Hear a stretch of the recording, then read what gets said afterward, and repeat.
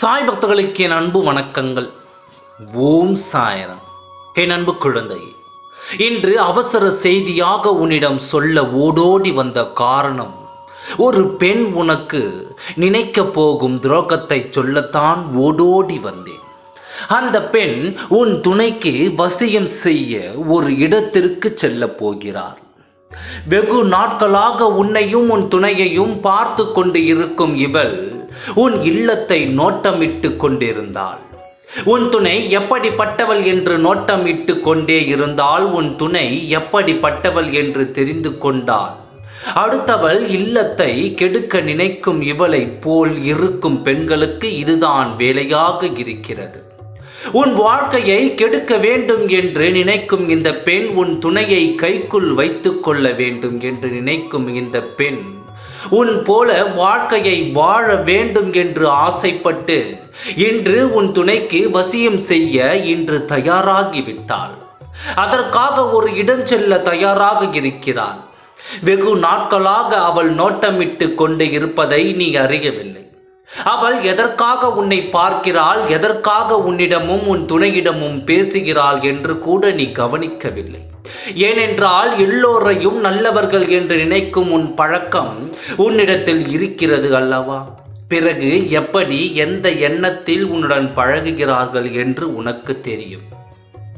ஆனால் உன் துணையின் மனதில் எந்த ஒரு தவறும் இல்லை. அந்த பெண்தான் உன் துணையை விரும்புகிறாள். இப்படி இருக்கும்போது உன் துணையை வசியம் செய்ய இந்த பெண் தயாராகிவிட்டாள்.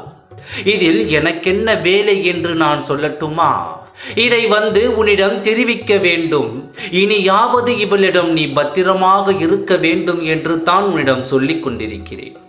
தேவையில்லாமல் யாரிடமும் நீயும் பேசாதே, உன் துணையிடமும் அனாவசியமாக யாரையும் பேச விடாதே. இது போல கவனமாக இருந்தால் மட்டுமே, இல்லை என்றால் தோல்விகளை கொடுத்து கொண்டே தான் இருப்பார்கள்.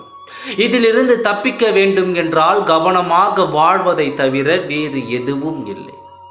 எப்பொழுதும் கவனமாக இருந்துவிட்டு எச்சரிக்கையாக இருந்து கொண்டு வாழ்க்கையை ஒவ்வொரு நிமிடமும் கைக்குள் வைத்து பத்திரப்படுத்தினால் மட்டும்தான் நிம்மதியாக வாழ முடியும்.